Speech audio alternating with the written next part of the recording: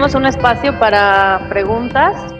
Si alguien tiene preguntas, están 5 minutos para preguntas, entonces está abierto el libro del...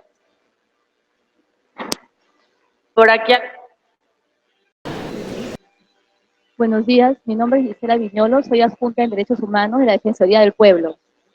Yo tengo algunas inquietudes y también algunas sugerencias, justamente porque si me ha quedado algo claro en este evento es que, como decía ayer el amigo de México, lo importante de las estadísticas no es el dato, y también lo han repetido ustedes hoy día, sino cómo eso se utiliza, ¿no?, en la generación de políticas públicas más adecuadas para nuestro país. Y creo que en ese esfuerzo estamos todos y por supuesto también está el compromiso de nuestra institución. En esa medida, yo tenía algunas consultas, ¿no? Y también saludar los esfuerzos que se están haciendo desde la oficina, justamente de Carlos Zoe, buscando tener políticas mucho más articuladas, al igual que el esfuerzo que se hace en el Ministerio Público para generar mayores estadísticas. Mi consulta es si también se está incorporando o se ha pensado incorporar el enfoque de interculturalidad. En nuestro país también tenemos quizás nuestras propias características. También tenemos personas que están privadas de libertad, pero también tenemos víctimas indígenas y afroperuanas. Nos parece interesante poder contar con estadísticas sobre esta población y si es que se ha pensado en algún momento también un enfoque de interculturalidad pensando en la necesidad de atender algunas de estas particularidades en los penales y también las políticas públicas generales. En segundo lugar, me parece interesante la investigación que se está haciendo el Ministerio Público y el Ministerio de Justicia respecto a la situación de los crímenes de odio, ¿no? Porque es una tasa muy alta. No sé cómo se generan las estadísticas, me parece interesante poder conocer un poco más. Un tercer elemento, nosotros estamos actualmente justamente en una delegación de facultades, ¿no? Y esperamos que ojalá, creo que es el gran reto del Estado, que ojalá al momento de generarse las normas en materia de criminalidad se tengan en cuenta las estadísticas que se han mostrado hoy y que ya está generando el Estado. Y además también los planes que se han hecho del Estado, ¿no? Existe actualmente un plan nacional para los adolescentes infractores, muy bien trabajado, muy bien consensuado con todos los sectores del Estado. Esperamos justamente como un reto, un desafío, que se puedan considerar estas normas, esas estadísticas al momento de generarse las acciones que se puedan dar en este marco, como igual también en el caso del sistema penitenciario. Creo que sería importante a ustedes, que son los que pueden hacer las políticas, un estudio que demuestre que en los últimos años, como muy bien lo ha explicado Gustavo, el aumento de las penas, la reducción de los beneficios, lo que nos ha llevado es a penales que están asignados hasta un 126%. Y es ahí donde todos hemos visto también las noticias, y hay datos específicos más allá de las noticias, los datos están ahí, ¿no?, de que lamentablemente en una situación de hacinamiento es imposible un control adecuado. Y esa es una realidad que lo conoce muy bien el INPE. Entonces sería importante también cómo entender esta información frente a las políticas, ¿no? Cómo hacer para articular que no solamente a través del Ejecutivo, sino explicarles a los congresistas y a quienes tienen que dar estas normas, o en el mismo ministerio, el mismo Ejecutivo, cómo articulan ustedes al interior para lograr que esa información que, por ejemplo, tiene la Comisión de Política Criminal llegue hasta quienes tienen que decidir finalmente las políticas que se van a implementar para evitar la situación que tenemos actualmente en los penales, que finalmente, si hacemos un estudio, demostraremos que esas medidas no necesariamente han impactado adecuadamente. Y la última pregunta es si hay la posibilidad también de hacer un estudio respecto a la situación de salud mental en los penales. Creo que sería importante desde el Ministerio Público, el Ministerio de Justicia y el INPE poder evaluar esta posibilidad. Muchas gracias. Solamente haremos esta, que fue un poco extenso. Sí, bueno, sin duda alguna, yo creo que todos sabemos que las políticas reactivas, cortoplacistas, populistas punitivas, dan rédito político, ¿no es cierto? Y para colmo de males son exigidos por la comunidad. La comunidad cree, hay una contrapartida, de que la comunidad cree que mayores sanciones y mayores policías en la calle va a reducir la criminalidad. Nuestro gran problema actualmente es de que, por ejemplo, con estas políticas tenemos hoy en día cifras del INPE, alrededor de 400 internos están condenados a cadena perpetua y cerca de 600 apenas entre 30 y 35 años. Vamos a necesitar un penal exclusivamente para ellos, para que pasen el resto de sus días por las políticas reactivas, cortoplacistas, de populismo penal. Hacer una política racional, de largo plazo, no solamente requiere el compromiso de todos, sino que requiere muchas veces el presupuesto, ¿no es cierto? que se focalicen. Se ha intentado en los últimos 3 años que existe el Consejo Nacional de Política Criminal ir hacia ese camino, con la política de prevención de adolescentes que menciona, la política criminal para patrimonio que lo estamos haciendo con el CONASEC, la política contra la trata de personas, sin duda alguna. Ahí también la data ha sido muy importante. El tema del enfoque de género en la estadística yo creo que la puedes encontrar no solamente en el ENAPRES, que te da cuenta del tema de género dentro del uso de la data. Actualmente con Juan estamos trabajando también toda una revisión de homicidios a la comunidad LGTBI a nivel, y eso significa un esfuerzo de contar, siguiendo esa misma metodología del CIC, uno por uno las carpetas fiscales. Son más de mil y tantas carpetas que se han revisado, ¿verdad? Para saber y ver también 1900 carpetas. Y creo yo de que lo más complejo para el Estado es trabajar políticas públicas a largo plazo basadas en evidencia, y la evidencia es sin duda alguna la estadística, y lo que más necesitamos hoy en día para hacer buenas políticas es fortalecer la estadística. En el Consejo muchas veces se ha discutido esto y se tomó de que más allá de la problemática de estadística, tenía que tomarse la estadística, pues, como decía el doctor Prado Saldarriaga, como tendencias, ¿no? Si bien no podemos confiar al 100% en las mismas, sí nos pueden comunicar las tendencias que existen. Yo creo de que ese es el reto del Estado. Yo quiero terminar solamente con un tema. Creo que el crecimiento económico del Estado peruano, hablando de prevención primaria, secundaria y terciaria, voy a explicar rápidamente. Primaria son las necesidades básicas insatisfechas, prevención secundaria son factores de riesgo, consumo de drogas, deserción escolar, etcétera, y prevención terciaria es todo el sistema de administración de justicia y penitenciario. Revisen todo lo que ha invertido el Estado peruano en los últimos 20 años, solamente está en prevención primaria y terciaria. No hay nada en prevención secundaria, donde están los mayores factores de riesgo que determinan la criminalidad en un país. Creo que eso sería el gran reto del próximo, digamos, gobierno o quien le toque asumir esto, porque si uno revisa, por ejemplo, cuánto se destina al consumo problemático de drogas en el Perú, encuentra que un programa estratégico solamente hay 3 millones de soles, ¿cierto? Tenemos programas en educación como Pase Escolar, que es excelente, que para todo el tema de deserción escolar, que hasta la fecha muchos de esos ámbitos no lo podemos implementar por la falta de... Entonces, es cierto, el Estado ha avanzado en los últimos años a atender lo que primeramente requiere el Estado, necesidades básicas y satisfechas. Pero ya lo hicimos, hemos reducido muchos índices. Creo que es el momento de pasar a un segundo nivel, que es la prevención secundaria. Solamente yo algo, acá de lo que se ha hablado, hay un concepto básico que hay que tenerlo. Estamos hablando de un tema de sincronización. Dentro de ese elemento de sincronización, el elemento principal que empuja a las políticas públicas es pensar en el ciudadano, y el ciudadano lo que quiere es la efectividad del Estado y de sus instituciones para generar que esos programas de prevención, de persecución, protección, rehabilitación, tengan un impacto en la ciudadanía a corto, mediano y largo plazo. Lograr ese nivel de efectividad y de impacto en las políticas públicas requiere de algunos componentes importantes. Número uno, el trabajo sinérgico. La sinergia entre todas las instituciones involucradas en todo el sistema de justicia, pero también a nivel de prevención y a nivel de protección. Dos, la necesidad de la información, pero para generar evidencia. No es la estadística la razón de ser de una política pública. Es un ladrillo más en la construcción, pero sustentado en un enfoque de análisis delictual, enfoque criminológico, que le dé valor a la toma de decisiones. Sumamente importante. O sea, podemos tener datos de victimización, percepción, denuncia policial, denuncia fiscal, número de internos, número de adolescentes infractores. Okay, esa es una parte.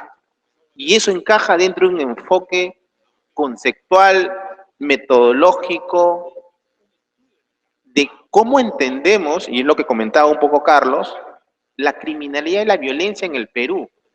¿Qué necesitamos para tomar decisiones? Y acá a veces empezamos de atrás hacia adelante. ¿Qué tenemos y a ver qué podemos hacer con lo que tenemos. Y acá la idea es al contrario. ¿Qué necesitamos para generar efectividad de las políticas públicas? Y entre lo que necesitamos y lo que tenemos, hay una brecha. Y esa brecha, el ciudadano no está dispuesto a esperarla para generar una interoperabilidad o generar información estadística oportuna y confiable. Eso tiene una ruta que va a tener algunos años. Lo que hoy el ciudadano necesita es efectividad. Y si no hay evidencia, si no hay sinergia, si no hay un tema de mejora continua dentro de la política pública, vamos a estar en los próximos años igual, un tema de victimización. Es curioso el dato que saca INEI, del dato de victimización. Casi 16.3 de todas las personas víctimas en el 2014 denunciaron. El resto no denunció. Es decir, 8 de cada 10 peruanos, a pesar de ser víctima de un delito, no denuncian.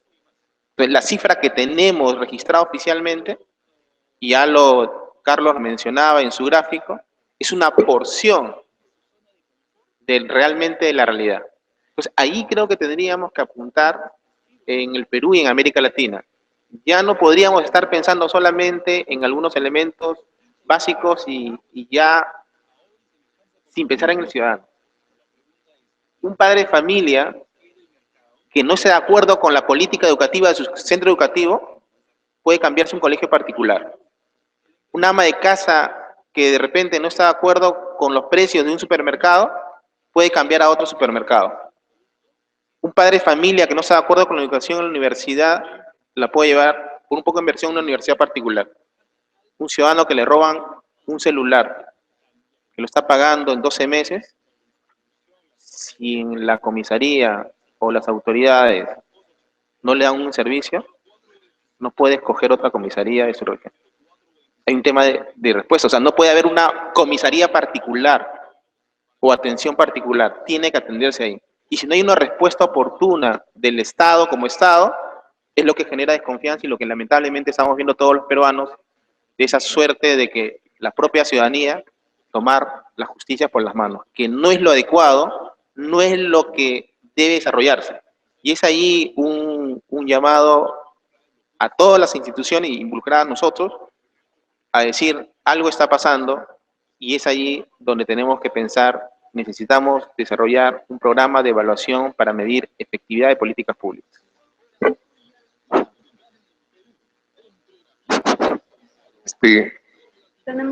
Quisiera hacer una pregunta.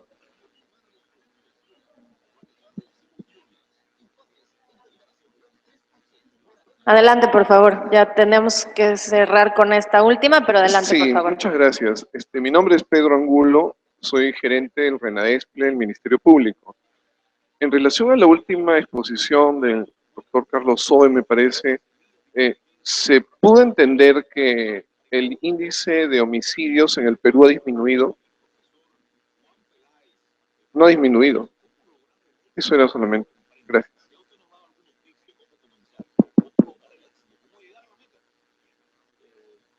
Buenos días. ¿Me permite? Buenos días. Sí, nos acaban de comentar que tenemos un poquito más de tiempo. Si me permite, entonces por allá tomamos primero y después por acá. Gracias. Bien, buenos días. Los saluda Ulises Larrea del Observatorio de Criminalidad de la Corte Superior de Justicia del Callao. Yo quiero partir por lo último que Juan acaba de decir. En realidad, el desorden histórico que vive la sociedad peruana es tan larga que indudablemente hace falta unificar criterios. Y saludo la iniciativa que tiene el Instituto Nacional de Estadística a través del doctor Aníbal, esta importante tarea de lanzar la propuesta de unificar criterios y establecer un diálogo mucho más directo entre las instituciones. Sin embargo, obvio que el tema central es que nuestra sociedad está desorganizada, desarticulada, y la seguimos viviendo en formación ya hace largos años. En realidad, la lucha contra la criminalidad tiene, supongo, unos 50 años, y no luchamos nada y no tenemos resultados tangibles. Tenemos en sí una sociedad enferma con un mal que se llama la anomia. y eso parte de los modelos de aquellos, o del ejemplo que provocan las autoridades del país y que se refleja en la sociedad. Yo creo que hay un tema central de definición de la criminalidad en nuestro país. Si más allá necesitemos el apoyo de un religioso, de un educador, un psicólogo, hay la necesidad de establecer las características o los protocolos propios de este proceso que estamos viviendo. Ahora, yo lo que quiero es finalmente, con la ayuda de ustedes, invocar un proceso de articulación real, porque ya hace falta a nuestro país evitar lo que decía justamente el doctor Zoe, ¿no? ¿Cuántos tenemos la desesperación o el terror de saber si volvemos a casa o volvemos a ver a nuestros hijos? Y entonces la delincuencia sí está creciendo, está decreciendo, los datos estadísticos ayudan a mirar mejor el problema de la sociedad. Bueno, ahí lo dejemos. Muchas gracias. Gracias. Tomamos la pregunta de acá atrás, por favor, adelante. Sí, una pregunta y una sugerencia. En esta constatación de distorsión de las cifras de criminalidad, ¿qué hacer como política de Estado frente a esta distorsión cuando viene de gente, entre comillas, autorizada, como es la prensa controlada? Todos los días la prensa nos da noticias que de una realidad la distorsionan, la magnifican y generan el mayor pánico en los ciudadanos. Cuando las reporteras, por ejemplo, dicen cómo es posible que el fiscal haya procedido en tal forma, o cómo es posible que el juez haya liberado a tal violador. Y inmediatamente la periodista, como si fuera suprafiscal o suprajuez, da su análisis totalmente equivocado, por supuesto, y la gente se une a ese coro de ilegitimidad de la decisión del juez o del fiscal, que puede haber sido correcta, pero que es distorsionada. Como política de Estado se está generando un miedo en los jueces y los fiscales. Los jueces y los fiscales tienen miedo ya a resolver como debe ser, si no buscan el pantallazo. Temen el pantallazo y resuelven como quieren los periodistas. Y a ese coro se aunan los políticos, que también en estos momentos maltratan, distorsionan a los jueces y a los fiscales. Por ejemplo, la queja de tantos presos en la cárcel. Y hay gente que ha cumplido ya requisitos para salir libres y no pueden salir. Hay una sentencia del Tribunal Constitucional que dice que el juez que da beneficio penitenciario ponga en conocimiento a la OMA, al Consejo Nacional de la Magistratura, y les abran proceso. Tenemos jueces que se desarrollan en una situación de miedo.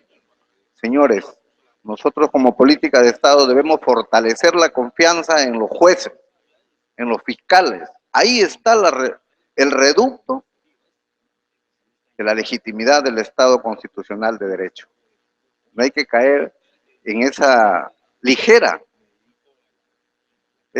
desprecio. Y le abro esto, quien le habla es Baltasar Morales, es juez supremo porque ha renunciado hace poco, y les hablo como las experiencias que he tenido como juez.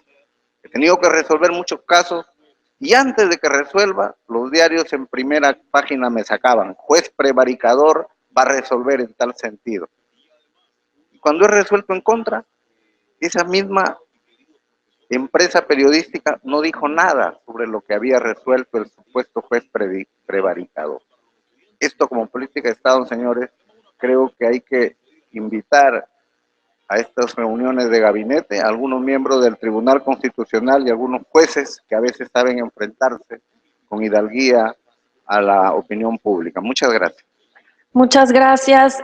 Bueno, me parece que no hay respuestas por parte de los ponentes y solamente para concluir, me parece que quedan muy claros las oportunidades y los retos establecidos por todos los ponentes, oportunidades en el sentido de que tenemos un entorno favorable para este esfuerzo liderado por el INEI, existe la voluntad política, existe el andamiaje jurídico, el andamiaje institucional, y bueno, existen muchos retos por delante respecto de la sincronía entre las diferentes autoridades, la interconexión entre los diferentes productos estadísticos y sin duda con la vista hacia la misma dirección de generar datos útiles para la toma de decisiones, datos útiles para el monitoreo y la evaluación de las políticas públicas de prevención, persecución y protección. Con esto concluimos esta interesante mesa.